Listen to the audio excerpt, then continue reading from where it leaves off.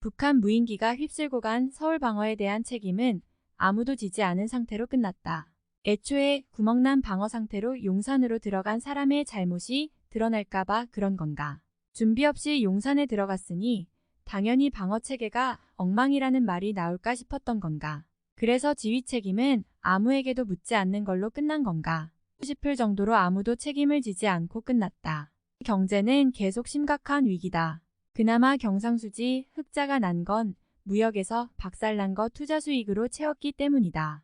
우리나라의 주식시장 투자가 이렇게 중요하다. 그런데 이 시장을 교란하는 행위가 발견되면 당연히 조사해야 하는 거 아닌가. 공공요금 관리처럼 정부가 나서서 할 일은 안 한다. 전 정부가 안 올려서 요금 올려야 한다고 주장했는데 그땐 천연가스 지금처럼 안 비쌌다. 욕먹기 시작하니 갑자기 그동안의 작은 정부 마인드 버리고 민간 회사 불러다 앉혀놓고 알아서 대책 내놓으라고 한다. 민간도 기껏 내놓은 대책이 한 달간의 데이터 추가 제공인데 돈 없다는데 왜 쓰지도 않을 데이터는 고작 한 달 주는 건가. 난방비도 늦게 올린다고 함. 얼마 전 난방비가 비싸지는 건 전 정부에서 가스비를 안 올렸기 때문이라고 주장했다. 여론의 비판이 심해지니 바로 꼬리 말고 속도만 늦추겠다고 했다. 지금 문제는 속도가 아니라 난방비 자체를 줄이는 방법이다. 수출로 먹고 사는 나라에서 무역수지가 역대급으로 박살나고 있다. 우리 통장 잔고가 올라갈 가능성은 줄어든다는 의미다. 근데 올리는 시기 늦춰서 뭐하나. 지금이나 그때나 경제 상황 이 모양이면 힘든 건 마찬가지인데 용산 관저 고칠 돈부터 감사원장 정원 고치는 돈부터 난방비에 투입해라. 아 근데 1월 수출 물가지수 하락세다.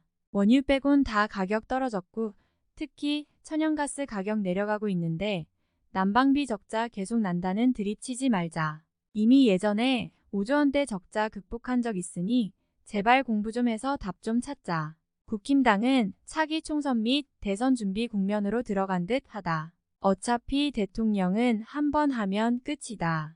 현 정권에 붙어 있어서 이득 볼 사람과 싸워서 이득 볼 사람이 편 나눠서 싸우는 구도다. 안철수는 숙이면서 찔끔찔끔 반격하는 중이다. 그 사람 찍으면 손가락자를 거라던 말은 윤석열 세 글자 안 나왔으니 윤석열이라고 한 게 아니라는 국힘 당대표다운 변명을 하고 있다.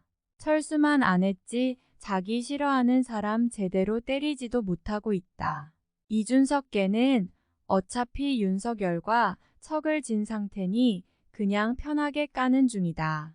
이준석계는 존재 확인차 나온 당대표 선거에서 괜찮은 이슈몰이 중이다. 이제 정권 1년 차니 아무리 지지율이 낮아도 윤석열 손절칠 타이밍은 아니라고 보는 국힘당의 중론인 듯 하다.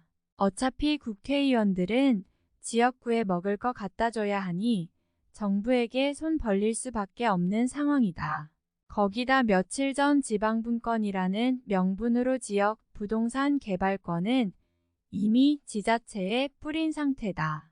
국회의원들이 예산을 더 편하게 가져갈 명분이 생긴 거다. 행정부가 할 수 있는 일이 생각보다 많고 국회가 할 수 있는 일이 생각보다 없는 국면이니 국진당 의원들이 대통령과 굳이 싸워서 득 볼 일은 없는 게 현 상황이다. 이준석계는 총선 때 윤석열이 비대위 만드는 것만 막아보겠다고 최고위원 선거에 몰빵한 듯하다.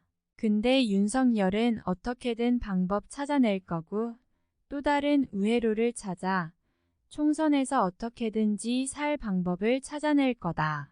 이미 잦은 사퇴시키기 위해 필요한 정보를 가져다 줄 사정기관들은 거의 장악한 상태니까. 국회의원들이야 자기 당선만 챙기면 되니 기존 자기 지역구를 뺏기는 현직 의원들이 더 많아지지 않는 이상 윤석열과 굳이 싸울 필요성은 못 느낄 거다. 누가 되든 내 지역구에 돈 많이 주고 내 지역구 공천만 지켜줄 사람이면 당대표 따윈 누가 돼도 상관없다고 여기는 게 국회의원들이다.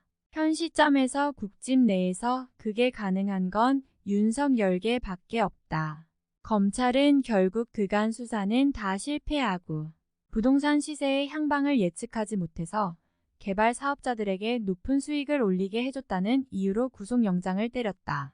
우회적으로 부동산 건설 회사들 멍청하다고 돌려가는 건가? 시세 예측을 못했다는 게 죄가 되고 시세 차익을 본 게 죄가 된다면 우리나라 자본주의는 계속해도 되는 건가?